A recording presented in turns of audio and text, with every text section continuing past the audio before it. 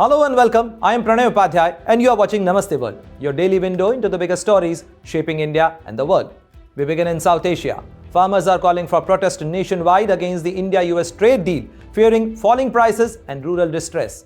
Back in America, a new US bill could end H-1B visas by 2027, shaking Indian professionals and America's tech industry. French President Emmanuel Macron will begin a key India visit, strengthening defense, innovation and Indo-Pacific strategic cooperation. And the biggest news of the day, India has cleared defense proposal worth over 3 lakh crore rupees set to dramatically expand Indian Air Force combat strength. It includes the acquisition of Rafale fighter jets. All that and more. Global flashpoints, power plays and the stories that matter. Coming up in this edition of Namaste World. India's Defence Acquisition Council has cleared over 3 lakh crore worth of capital acquisition proposal to enhance the combat readiness of defence forces.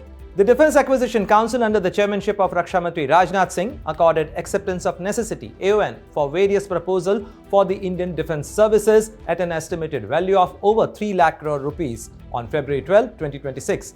For the Indian Air Force, AON was approved for the procurement of multi-role fighter aircraft Rafale, combat missiles and airship-based high-altitude pseudo-satellites ASHAPS. The procurement of MRFA will enhance the capability of undertaking air dominance roles across the spectrum of conflict and significantly boost the deterrence capabilities of Indian Air Force with long-range offensive strikes. The majority of MRFA to be procured will be manufactured in India. The combat missiles will enhance the standoff ground attack capabilities with deep strike power and very high accuracy. The ASHAPS will be utilized towards carrying out persistent intelligence, surveillance and reconnaissance, electronic intelligence, telecommunication and remote sensing for military purposes. For the Indian Army, AON was accorded for the procurement of anti-tank mines Vaibhav and overall of the vehicle platforms of Armored Recovery Vehicle ARVs, T-72 tanks and infantry combat vehicles BMP-2. Vaibhav mines will be laid as anti-tank obstacle system to delay the advancement of enemy mechanized forces. The overall of the vehicle platforms of ARVs, T-72 tanks and BMP-2s will enhance service life of equipment, ensuring readiness and operational effectiveness of the Indian Army. For the Indian Navy, AON was accorded for 4 MW marine gas turbine-based electric power generators and PATI, long-range maritime reconnaissance aircrafts.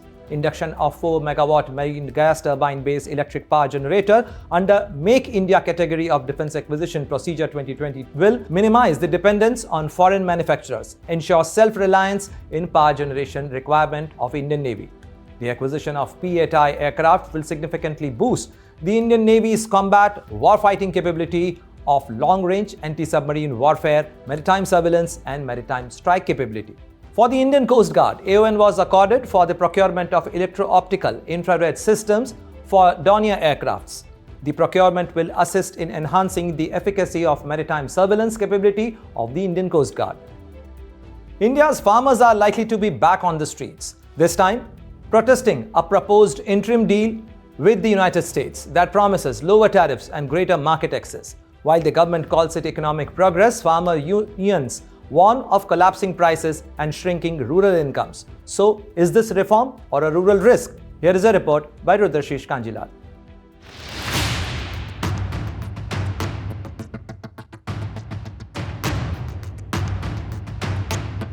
Indian farmers are back on the streets. This time, the flashpoint is not farm law, it's a trade deal. Farmer unions across the country have called for a Bharat Bandh, a nationwide shutdown. Their target, the interim trade agreement between India and the United States. They say it could shake the foundation of Indian agriculture. So, what exactly does the deal say? India and the US have agreed on an interim framework. It promises lower tariffs, more market access, deeper economic cooperation. India will reduce or eliminate tariffs on US industrial goods and on a wide range of American food and agricultural products. Until now, US farm exports to India faced tariffs as high as 150%. Those could now fall to zero on several products. Cotton imports, currently taxed at 11%, could become duty-free. Imports on distillers' dried grains, a byproduct of US ethanol, will be allowed. On paper, it's about trade efficiency. On the ground, farmers see something else. They see cheaper American goods flooding Indian markets. India's poultry sector may benefit from cheaper animal feed, but soybean farmers and oilseed processors could suffer. India already has surplus supplies of some feed products. Prices are under pressure. More imports could push them down further. Ethanol producers could earn less. Oilseed farmers could switch crops. Rural incomes could shrink. And remember this, 86% of India's farmers are small and marginal. They own less than 2 hectares of land. They don't have the cushion to absorb price shocks. Farmer leaders warn of something bigger. They say the deal weakens India's food sovereignty. They fear multinational corporations dominating animal feed markets. They worry about genetically modified imports. The government disagrees strongly. Commerce Minister Piyush Goyal says sensitive sectors like dairy and poultry are not part of tariff concession. Milk, cheese, butter, ghee, wheat, rice, millets, all excluded. He insists there have been no concessions on genetically modified crops. Tariff cuts on some products will be phased over up to 10 years, giving farmers time to adjust. जो वस्तु भारत में sensitive है, हमारे किसान पर्याप्त मात्रा में बनाते हैं, जिसमें हम आत्मनिर्भर हैं, उन सब वस्तुओं को इस एग्रीमेंट के दायरे से बाहर रखा गया है. उसमें भारत ने कोई छूट नहीं दी है.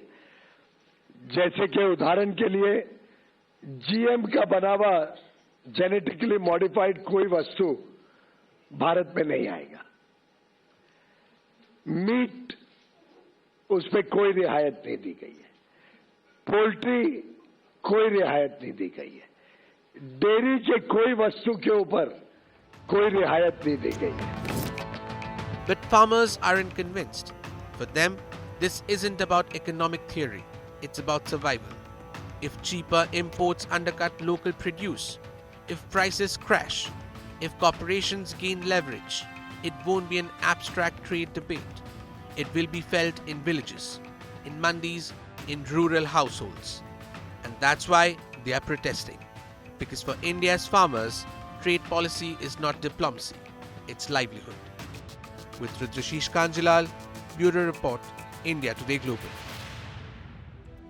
The American dream could be on the brink of a dramatic reset. A new bill called the EXILE Act seeks to completely end the H-1B visa program by 2027, a move that could deeply impact hundreds and thousands of Indian professionals and the US tech economy. If this door shuts, who stands to lose more? Here's a report by Shaurik Saha.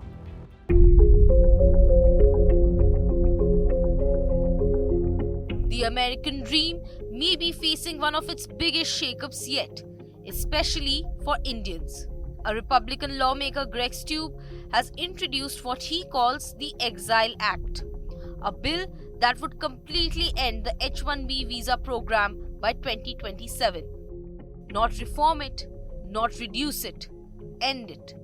If passed, the number of new H-1B visas would drop to 0. And here's why that matters. Indians make up more than 70% of all H-1B visa holders. In 2024 alone, over 70% of approved H-1B visas went to Indians. Right now, roughly 730,000 H-1B holders live in the United States, along with over 500,000 dependents. Most of them are Indian families. This isn't just about jobs, it's about leadership.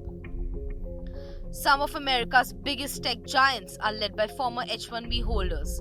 Satya Nadella at Microsoft, Sundar Pichai at Google, even Elon Musk once relied on a work visa. Critics argue the program undercuts American workers.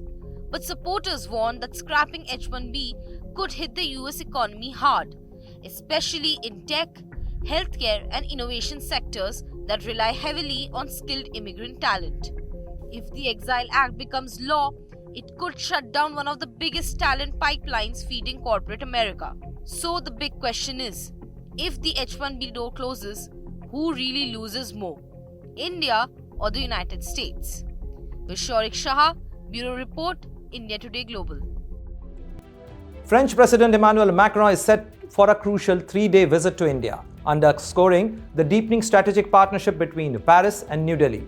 From defense and AI to Indo-Pacific security and innovation, talks with Prime Minister Narendra Modi signal a future-ready alliance. But how far can this partnership go? Here is a report by Farhan Khan.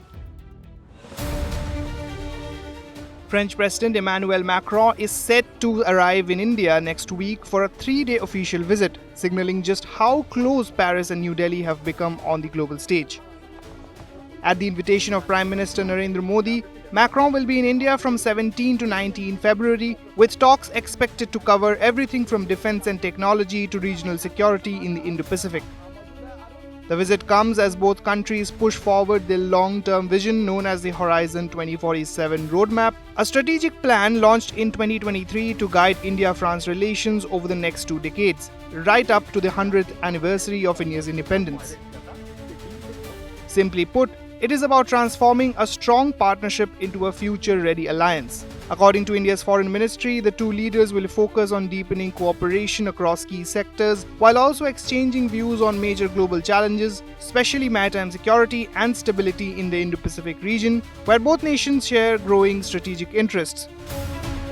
One of the highlights of Macron's visit will be in Mumbai, where he and Prime Minister Modi will jointly launch the India-France Year of Innovation. Throughout 2026, both countries will collaborate on cutting-edge research, technology, clean energy, and startup partnerships. Macron will also attend the AI Impact Summit in New Delhi, reflecting how artificial intelligence has become a new pillar of cooperation between the two nations. The visit builds on Prime Minister Modi's trip to France last year and follows recent high-level diplomatic engagements, including talks between External Affairs Minister S. Jaishankar and his French counterpart, who have described the relationship as one marked by trust and strategic depth.